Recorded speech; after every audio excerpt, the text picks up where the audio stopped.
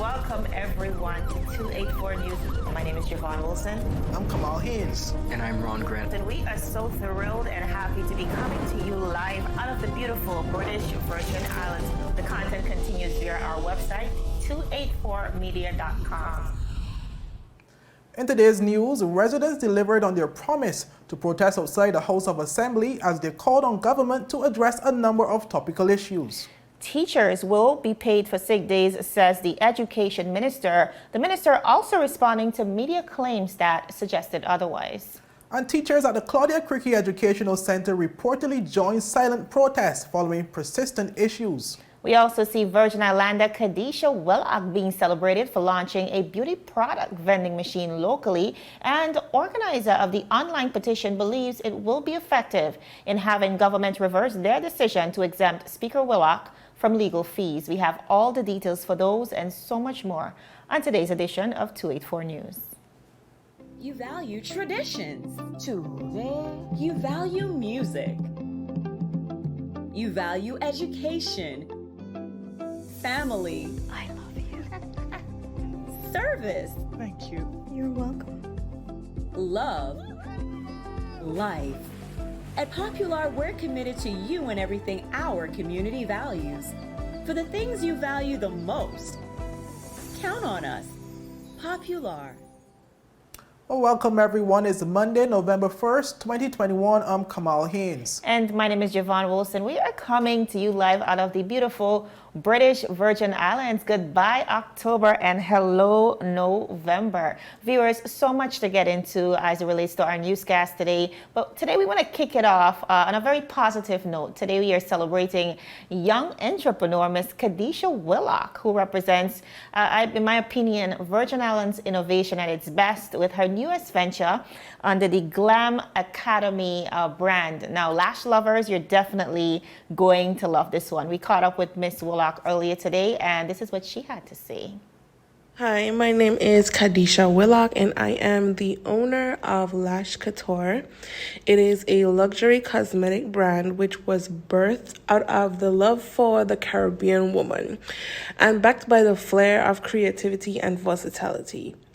I launched this brand in 2018 with an objective to provide a lash line that catered to every woman. But since then, I've developed a number of different cosmetics to cater to our beauty industry. Our quality is unmatched, reusable, and the diversity is reflected in our style, branding, and of course, our marketing.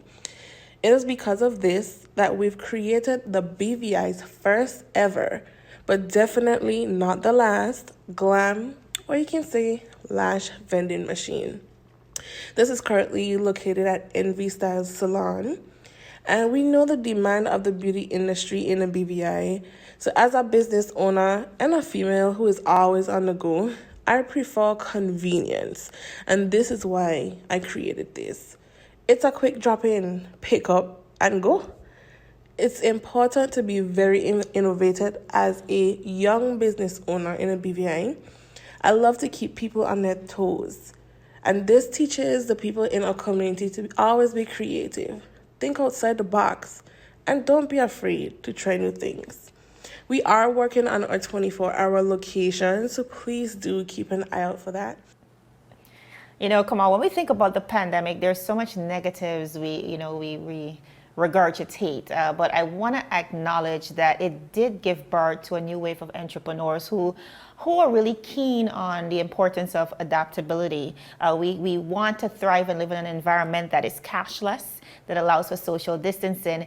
And here we see a young entrepreneur taking her business, yes, still selling lashes, but now persons can go to a vending machine and pick it up. And I think this is definitely testament to an example that we can all learn from. Indeed, and that is obviously innovation, because to me it's the first time I've seen such in the Yes. BVI. First I've seen such in my life. Yeah. So kudos to Miss Willock. Well, viewers, moving on to a stage protest today where residents came out to support today's protest outside the compound of the House of Assembly, which is temporarily located in Duff's Bottom, Tortola, to express their frustration and demand change on a number of topical issues. Well, topping these issues are the recent saga between teachers and the Ministry of Education, where teachers have felt neglected following the failure of the ministry to address some of the prominent problems being experienced in schools. Well, in addition, the recent decision by the BVI government to bring a motion to the House of Assembly, which aims to exempt Speaker of the House of Assembly, Julian Willock, from having to pay the court-ordered $120,000 legal fees, which compounded the issues which were protested today. Well, our Ricky Richardson was live on the grounds, and let's take a look at some of the action captured. We want change! We want change! We want change! We want change! We want change! We want change! We want change! We want change! We want change! When we want change? No! When we want change? No!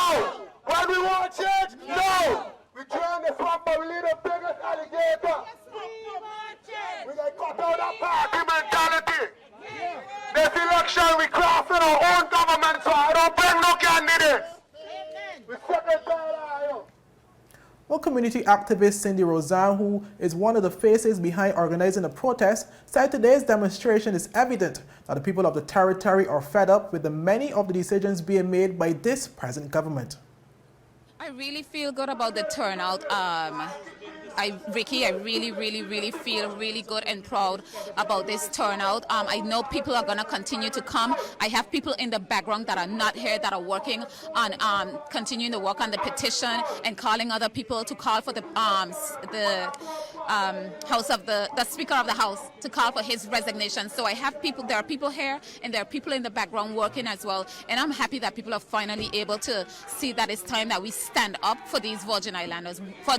We have to decide where it's going to go. And if the people that we elected and entrusted to do that can't do it, then we're going to have to pull them out of the House of Assembly. When I say pull out, I don't mean physically. We're going to have to look for a way to dissolve the House and go back into elections. Okay, so what changes do you believe this can bring in terms of addressing some of the issues that you guys are protesting today? I am hoping that they actually see that us being here, that we're serious and we're tired of the way things are being conducted, the way our business is being conducted.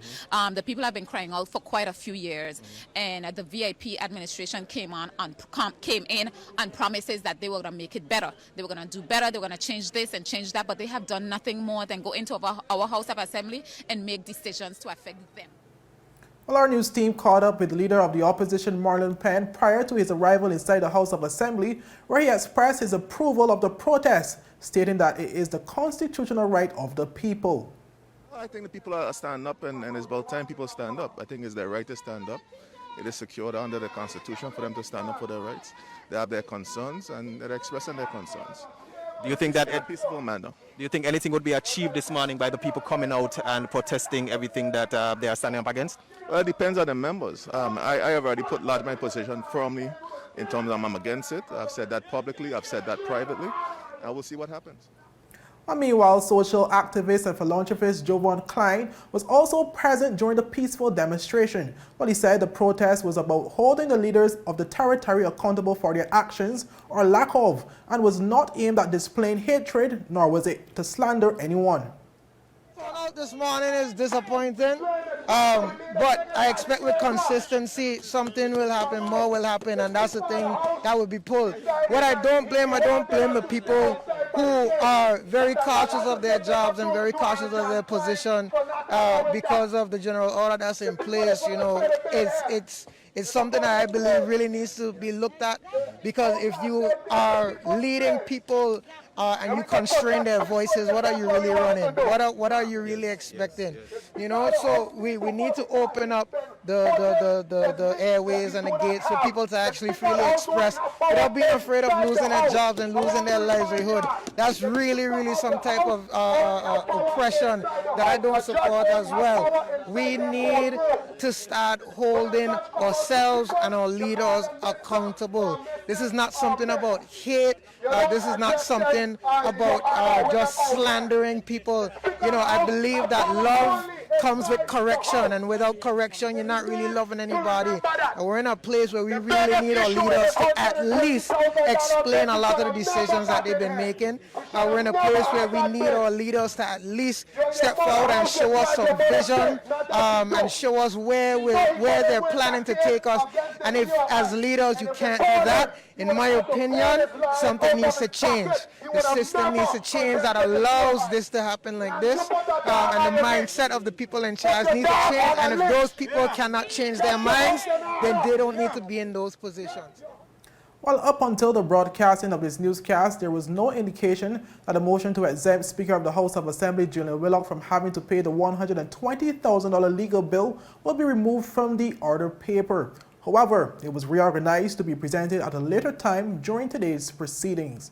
Well, Javon, obviously the persons of the territory are fed up and they would have came out today. And a lot of persons would criticize the total amount of numbers, but one must mind, based off the comments received, is that some persons are cognizant of their jobs and they don't want to come out and then be victimized following, obviously demonstrating their democratic right to, to speak on their many concerns that's going on in the territory. Yes, and Kamal, that is one of the flaws of living in a very small community, that victimization that we speak of. And I think that in particular has prevented the BVI public from exercising their democratic right, which is to protest anything that they do not agree with as it relates to our legislators and the actions that they are taking to govern the people. It reminds me of a quote from the famous Martin Luther King: "Riot is the language of the unheard." And I believe this was inevitable. The BVI community has been, I think for eternity, conditioned to stay silent. And I'm really happy to see persons coming to the forefront and speaking up, because this is how we get legislators to listen.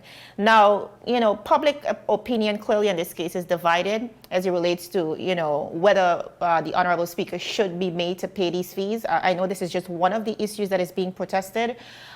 Clearly, there are persons who believe that he filed this injunction on behalf of the Virgin Islands, and of course didn't do his due diligence. And then there are others who think that he should be made to pay those fees personally. Whichever side of the coin we fall on, I think it's important for us to acknowledge, understand, and respect the fact that we will have differing opinions, but it does not mean that we have to be enemies. And I think a peaceful demonstration like we saw today is always necessary in order for us to move in the right direction. Indeed.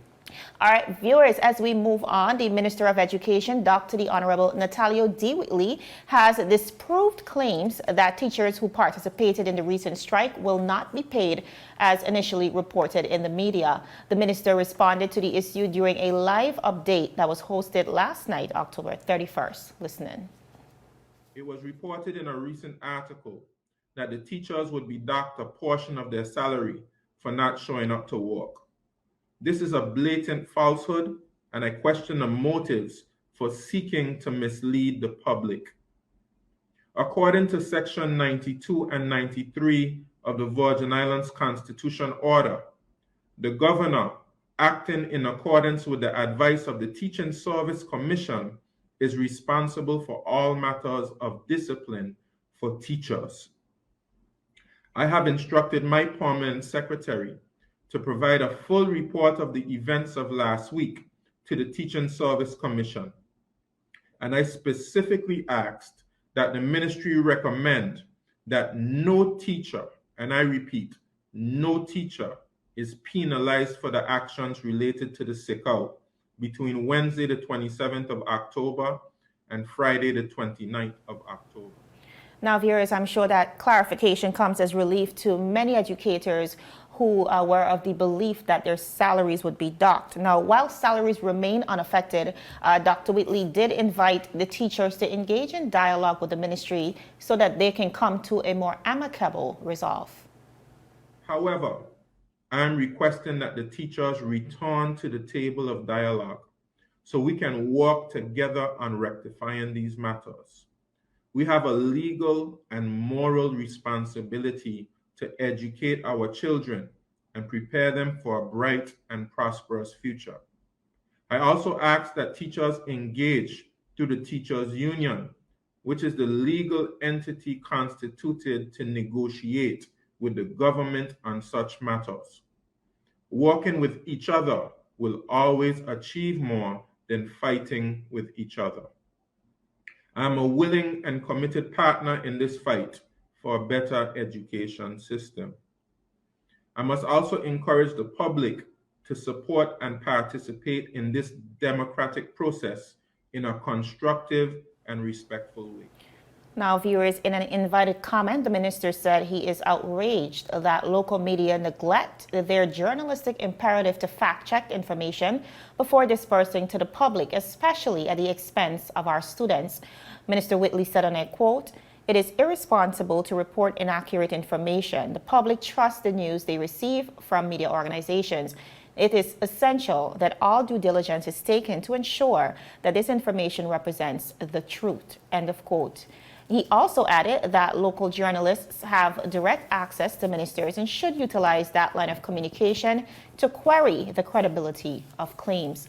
Now, viewers, last night's ministerial update follows days of controversy regarding teachers unending calls for a complete revamp of the educational system.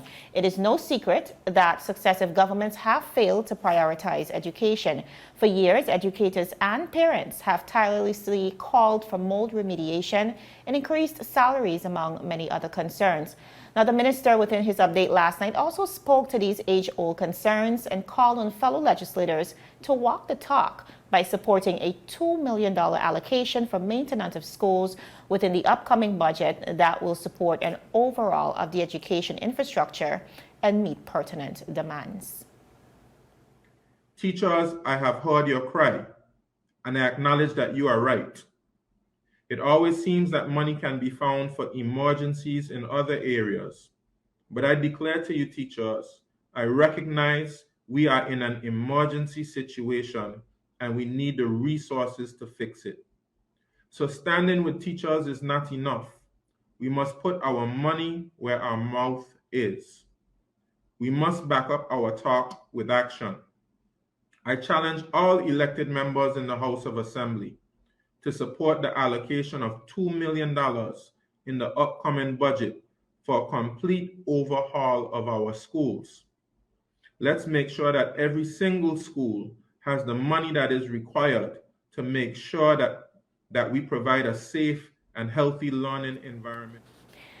Now, viewers, over the last few days, a significant number of senior as well as primary school teachers have protested current working conditions. The minister highlighted that the teachers' union communicated that they did not co-sign to this, nor were they aware of the strike before it happening. He said, and I quote, "These events were not planned by the teachers' union, and the president of the union expressed no knowledge of these events prior to them occurring." End of quote. Dr. Whitley said the ministry has been in consistent dialogue with the teachers' union on a number of grievances that teachers wish to see addressed, many of which are in the process of being resolved. These include recently approved payments for past two due increments,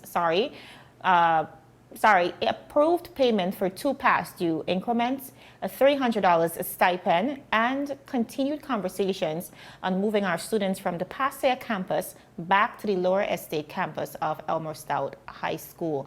Kamal, I'm very happy to see this clarification, especially in a time where there's so much emotions, and flying high, not just with our students, our teachers and parents as well. I know many persons took to Facebook today to question whether or not we have school without clarity of whether the issues were resolved between the ministry and educators. And so we're just trusting that together we can come to a collective resolve to get our students back into the schools. Hey, Javon. Also, what I do agree that some of the comments he said is accurate regarding our responsibility as journalists to be accurate with our information. What I don't agree with what he said was we have access to the ministers. We have their numbers, but they don't always respond. And I can show you my phone presently where at least 4 ministers I've been trying to reach over the last several months. I've been messaging, calling, texting, whatever the case is, and they refuse to answer questions, they refuse to pick up the phone, they refuse to answer the queries. So then what are we left to do? Do our own investigations and then follow our leads. And if we can't have the confirmation at times, you know, obviously we can't hold a story forever. We have to go forward with it. I absolutely agree with that, and I can attest to that as well. Many times regarding especially very controversial issues that we would have had to bring to the forefront at 284 Media, we have literally had to force the government's hand in responding. Many persons have said the government is more responsive as opposed to proactive, and we have the experience of indeed, but I think when issues are this touchy and our students particularly depend on it, we have to do due diligence in ensuring that even if we don't get to the minister, it's important that we speak to officials within the ministry that can confirm this. And I don't know where within that we got lost, but I am sure that going forward, we can prevent this from happening. Well, viewers, up next, teachers at the Claudia Creque Educational Centre reportedly joined silent protests following persistent issues. And teachers can now begin to access $300 stipend checks approved by the Ministry of Education. We get to these stories when 284 News returns.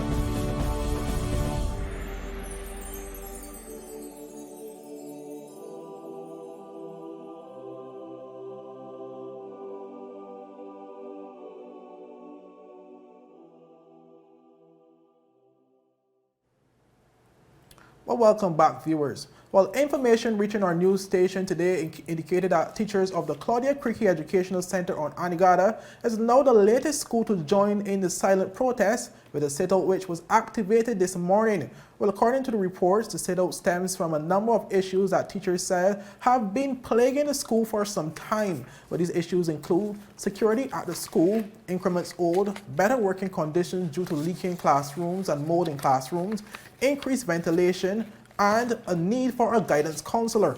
In addition, a need for an increase in salary, upgrading teachers' grade status, a new science lab, internet issues and equipment, and materials for their science lab are among some of the other key issues.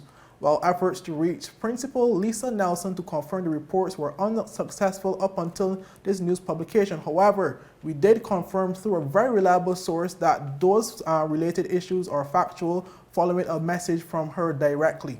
Well, Javon, obviously we see the saga continues where more schools getting involved, and according to the message received from the principal, it would have been both the high school, the preschool, it would have been all the schools basically under that branch of the Claudia Creque Educational Centre. And you know what, Kamal, I do expect more schools to jump on board, especially since many of these teachers, parents as well, really calling for persons to stand in solidarity so we could get a real resolve. I think this is the first time persons have been able to really kick up a storm, and I don't think persons really want to lose the momentum. But I think something really stands out here as you continue to examine this particular story, these line of events, that is.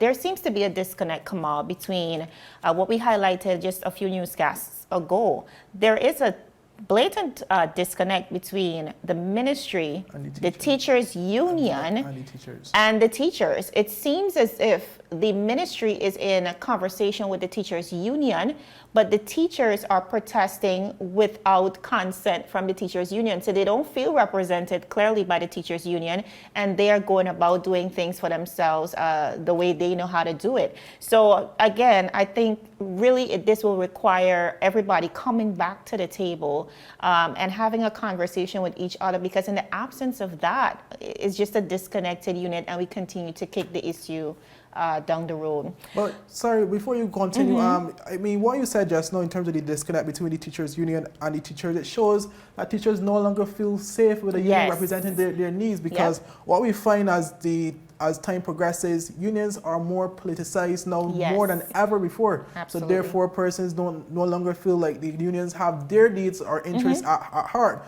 And I'm sure that the teachers were going through the union previously, probably for years, to get these same issues resolved. And they have said that. They have said that. So it's quite surprising to see the minister, even within his speech, highlighting that this strike was not co-signed by the teachers union. They knew nothing about it. But at the same time, we saw a notice from the BVI teachers union saying we stand with teachers. So clearly a big disconnect. And again, at the expense of our students. Now, viewers, as we move on very quickly, beginning November 1st, 2021, the international passenger schedule will include more service runs between the BVI and the USVI. This is according to an official advisory that was sent out by the BVI Ports Authority that revealed that the adjustment is as a result of increased bookings recorded in the territory. The statement said, and I quote, "Per request from our international ferry operators, the international ferry passenger schedule between the BVI and the USVI has been adjusted for the period November 1, 2021 until the 31st of January 2022. There will be an additional daily international round-trip service, thus increasing to 3 daily round-trip services for that period." Now, viewers, also coming in today to our newsroom is the fact that from November 8th, no non-vaccinated or unvaccinated passenger coming from the BVI will be allowed into the U.S. Virgin Islands, and that is, of course, according to new entry protocols, COVID entry protocols that are now mandated, not just within the U.S. Virgin Islands, but throughout the United States of America from the Biden administration. So very important. If you are not vaccinated, you won't be allowed to travel by ferry into the USVI. Indeed, by ferry, by plane, wherever you travel, you won't be allowed once you're unvaccinated to travel into the United States Virgin Islands or any United States state. All viewers, moving on quickly to our last story, where organizers of the online petition entitled "Make Willock Pay His Own Bill" believes the success of his petition will be effective in convincing the government not to move forward with passing the motion in the House of Assembly, which exempts Speaker Willock from footing the $120,000 legal bill. Well, Lawrence Bunchy Wheatley, who is the creator of the petition, made a statement during an interview with 284 News on Monday, November 1st. Yeah, I do firmly believe that it will. I'm somebody who's in contact with a lot of these ministers and the premier a lot. And they know my stance on things, and they know that when I start something like this, that I don't go down without a fight. And that I'll make their lives a living hell that if they don't comply with the needs of the people. I would like to tell the public that we need to hold one head as a community when it comes to issues like this, and remind the politicians that at the end of the day, we put them there. They are working for us and not the other way around. And although it may be challenging to them, seeing as they had to go through this pandemic and stuff, and a lot of them are first-timers in office, at the end of the day, it has a lot more pressing issues, and we don't want to see our tax money go to waste. We'd rather see our tax money go to these pressing issues, which we have highlighted, and we believe that there's a huge disconnect with the government and the people, and if they would just take the time to listen to what we have to say, deal with our issues, the more pressing issues, then the general consensus would be a lot more. Willie also revealed that the article published by 284 News, which broke the news of the government's plan to use taxpayers' money from the consolidated fund to pay the bill, was the reason behind the creation of his petition. The initial reaction is that this is just foolishness. That it's unfair to us, the people, to have to pay this bill when we didn't even want him to be doing the legal proceedings in the first place. And literally within 5 minutes of reading the article is when the petition was created. It was created literally right after. Willie also said that he was a bit surprised by the response of the BVI public, stated that his goal of getting at least 1,200 votes was achieved in less than 24 hours. while he also explained the logic behind the 1,200 mark initial goal. Seeing as we got, like you said, the 1,000 votes in the first 24 hours, you could say it was very well supported. Everyone seemed to agree that we shouldn't have to be footing this bill with the taxpayer money. And to me, it was a little bit astonishing because I didn't expect 1,000 so quickly. And then actually completing the goal with, I think it was a little under 48 hours. Oh, okay. So the logic behind the goal of 1,200 was that assuming everyone who signs the petition is a tax-paying citizen of the Virgin Islands and has paid at least $100 in tax, at least probably within this year, that adds up to the $1,200 bill that Willock acquired, and it's basically a way for us to tell the government that we don't want our $100 being used. Literally, everyone who's signing is saying you cannot use my $100 to pay for this bill. Well, viewers, up until the publication of this article, the petition had amassed a total of 1,278 votes. Well, viewers, that's all we have for today's news roundup. I'm Kamal Haynes. Thank you for joining us. And my name is Javon Wilson. We'll see you again tomorrow, same time, 284 News. Bye-bye.